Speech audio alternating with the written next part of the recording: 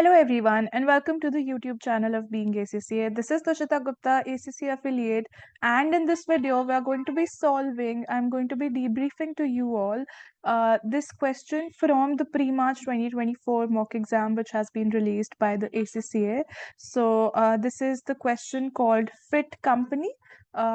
Again, we will first be reading the scenario and then answering our requirements. So if I just quickly read over the scenario, Fit Company produces a range of energy bars popular with athletes and fitness enthusiasts, which come in a variety of flavors. Fit Company operates in a standard costing and variance control system to control performance. All purchasing is handled by a procurement manager, and a production manager is in charge of all stages of manufacturing. Fit Company follows JIT principles and holds little or no inventory. All right, so the standard cost card for one of their products is given to us: cereal, glucose syrup, protein powder. So these are the grams and these are the dollars that we are paying per kg for these materials. Budgeted production and sales were these many units for the quarter. However, the actual production and sales were actually more. So we can see over here that we had thought that we would be producing 10,000, but we actually ended up producing 11,200 units. The actual quantities used and their actual costs are as follows. So for cereal, we have used these many. For glucose, these are the actual quantities that we have used, and these are the actual amounts of money that we have paid per kg. Now, the production manager's performance is partially assessed using the direct material variances as performance metrics, and purchasing manager is partially assessed with a direct material price variance. So I have overall read the scenario as a whole. Now I will move on to the requirement. So as of now, my first requirement is to find out the total material mix variance to the nearest dollar. So we all know when it comes to calculating material mix variance is always about what proportions should have been used and what are the actual proportions which we have used. So overall, if I add up how much has been my actual material which I have used, so if I add 380, 127 and 100, I will get 607 as my total consumption of materials. So cereal, glucose, protein, these are my actual quantity in my actual mix. So this is actual quantity in my actual mix. So actual that I have used is 380 cereals, 127 kgs of glucose syrup, and protein powder is 100 kgs. So the total is 607. Now, if I have used actually this much amount of, input, I have put in this much amount of material, how much I should have put in according to the standard. So actual quantity, because we are going to be apportioning 607 into the standard mix. The standard mix is over here. So out of 607, 30 parts out of the total, 30 plus 12 plus 8 is going to give you 50. So 30 out of 50 parts out of the entire 607 should have gone to my cereal. And if I work this out, it's going to be 364.2.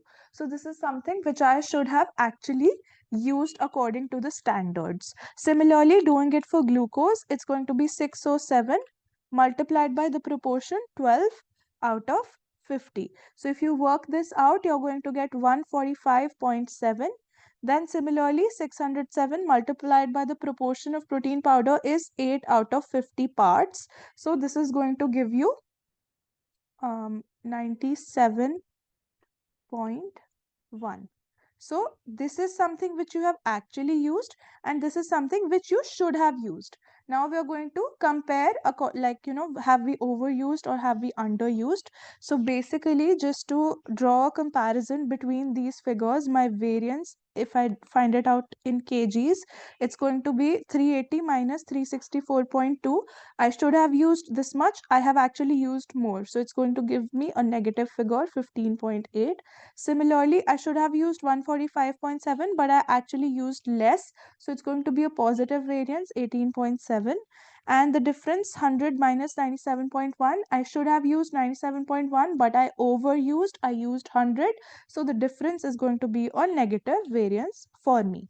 So with this, I have worked out my variance. Now I just have to multiply this with the cost per kgs to find out actually how much is my material mix variance. Now that I have the absolute numbers of variances, I'll just remove this part and make space to multiply this with the cost. So the cost per kg that we are given, so we'll be taking the standard cost because the main objective over here is to find out the proportions, and we have done using that the AQSM and the AQAM. So now we are going to multiply this by the cost per kg, 10, 6 and 3.5. These are the standard costs which are given. So we'll multiply these variances with this. So it's going to give me negative 158. 6 multiplied by 18.7 is going to give me a positive 112.1, and 2.9 multiplied by 3.5 is going to give me a negative 10.1. Now if you add all of these figures, so it's 112.1 minus 10.1 minus 158. So it's going to give you 56 adverse as the variance, and that exactly is going to be your answer. So I just mark over here 56 adverse and move on to the next question. Now the next question wants me to find out the total yield variance. Now we all know that yield is, pertaining to what our output is, how much we have input, and according to that input, how much output should have we achieved, and how much is the output which we have actually achieved. So if I see my actual quantity we had already totaled that it was coming out to be 6 or 7, the total of all of these. So 6 of 7 is actually my AQSM. Now I basically have to compare that, how much I should have used according to the standards. So basically, according to the standards, it's 30 grams for 1 unit, and we have produced 11,200. So 11,200 multiplied by 30 grams. So 30 divided by 1000, because this is given in grams and my cost is kg, and over here also we have kg. So just to have a like to like comparison, let's find out how much we should have used for this much amount of input. So with this you will get 336 equals to 336. And for the glucose syrup, again 11200, that's the number of units, and for every unit you require 12 grams. So 12 grams, this will give you 134.4. And then for the protein powder, 11,200 multiplied by 8 out of the 1000, just to convert it into kgs. So this is going to give you 89.6. Now we have our actual usage. Actual usage is given like this was the total, and let's compare how much we should have actually used it according to the standard mix, which we just worked out in the previous part. So this was 364.2, this was 145.7, and this was 97.1. So with these variances, we are going to compare like these two. The difference is going to give me the variance. So just to make some space over here, the variance is nothing but the difference between these two figures which I have highlighted. So over here it's a negative 28.2, here it's 11.3, and here it's 7.5. So all of these are negative variances. Now this has just to be multiplied with the cost per kg. So the costs also are given to us 10, 6 and 3.5. I'm just going to take the costs 10, 6 and 3.5, multiply these all together, and the results, the total is going to give you your variance. So I know that it's going to be overall an adverse variance only because every figure is an adverse figure. So 282, this gives 67.7, and this gives 26.3. Totaling all of this, you get 376, and this is an adverse variance. So I select my option, this over here, 376 adverse is my answer. Moving on to the next one, the total adverse material usage variance. So the hint is already given that my answer should be an adverse figure, and I have to find out the material usage variance. So basically over here we are just comparing, what is something which we should have used and how much is something which we have actually used. So if I find out the standard quantity, again, it was something which we did in the previous question. So it's just 11,200, my actual output, multiplied by how much it should take per unit. So 30 grams. This is going to give you 336. Similarly, for glucose, it was 134.4, and for the protein, it was 89.6. Now, over here, we are actually doing nothing but just comparing this with how much we have actually ended up using. So actually, how much have we ended up using? 380 for this one, 127 for this one, 100 for this one. So the variance multiplied by the standard prices which we have, 10, 6 and 3.5 is going to give you your final answer. Otherwise, what you can also do, or what is going to be your shortcut, but this may not always work, because if your previous answers are wrong, you may get an overall wrong answer.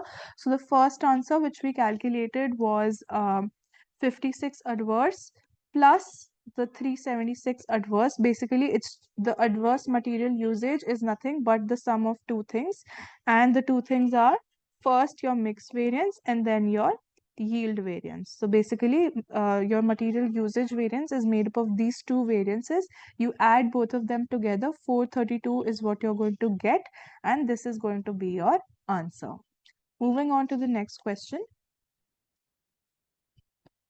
The next question says, select whether each of the following statements are correct or incorrect. So let's discuss. The procurement manager performed well because total price variance is favorable. So when I talk about the price variance, basically, just going back, usage, yield, and material mix. So we have, so procurement manager is basically that manager who is responsible for buying the raw materials. So if I talk about the buying part of the raw materials, 10 should have been the cost of my cereal, but how much has it actually costed me? It has costed me more. Similarly, 6.0 should have been the cost. It has costed me 6.5. 3.5 versus 3.6. So all of the ingredients, my costs are actually more than what I have budgeted. So the performance is not well. That is why this will be incorrect. Now let's read the next one. Each protein bar used less of all the ingredients than expected. So when we talk about the protein bar, so basically this last unit which we have over here, this last thing, so everywhere we have calculated. So if it was for 11,200 units, 11,200 multiplied by 8 by 1000, this figure that we had calculated was 89.6. So actually this is more than, the one which we have used is actually more than what we had expected. So that is why this statement is also incorrect. Moving on to the third one, sales manager performed well because the sales volume variance is favorable. Now, if we talk about the variances regarding the sales volume variance, so if we talk about the actual sales volume is basically about how much we had budgeted that we will sell and how much we have actually sold. So 10,000 was our target, but we have over exceeded the target by 1,200 units. So that means that the sales manager has actually performed well, because the volume variance will definitely turn out to be favorable because the number of units is more. So this statement is correct. Moving on to the last one. Sales manager can be assessed using the sales mix variance with the information provided. So basically, if I talk about the sales mix variance, I will need information about the budgeted sales and the actual sales from the entire range of products. So over here, if you notice, if you notice, we are, only provided with information regarding one of the products. It's mentioned over here that this is only one of their products. So that is why it is not possible to find out the sales mix variance, because mix is going to talk about different varieties of products. So if there are 3 4 more types of products which we do not have the information for, so it's not possible to find out the sales mix variance. That is why this statement is incorrect, because it says that it can be assessed, however it cannot be assessed. That is why this is wrong. Now I move on to the next question, which is also the last question pertaining to this scenario. This scenario talks about, I have to select whether each of the following statements are correct or incorrect. Ideal standards are short-term targets and useful for day-to-day control of operations. Now, this is wrong, because when we talk about ideal standards, these are actually those standards which is something which is not achievable. When something, you set a standard which is not achievable, it is not really useful for day to day control, because it's going to demotivate your employees. Whenever you calculate the variance, it's always going to give you an adverse result, because ideal standards are those standards which are not really achievable in the real life. So this statement is incorrect. Now I move on to the second statement. Second statement says variance analysis is suitable for companies operating in a modern manufacturing environment. So basically, when we talk about a modern manufacturing environment, recently, in the present days, everything is becoming customer focused. The availability of customization, because everyone wants things in their own way, how they like it. So there is an emphasis on continuous improvement. So this means that whatever standards that you are setting, they are using the variance analysis. Of course, you're going to set standards, only then you will be able to find out the variances. So if you set standards, they will quickly go out of date, and then it will be less useful for the control purposes. When something, you have set the standard, but it's going out of date, it's something which is getting redundant, so it will not help you a lot. That is why this statement is also incorrect, because this statement says that it's going to be suitable, however it's not suitable for the modern manufacturing environment. This is why this is wrong. With this, we have done the section the section B of this pre-March mock exam. In the coming up videos, we are going to be solving the rest of the exam also. Thank you so much for watching. I hope that this was helpful.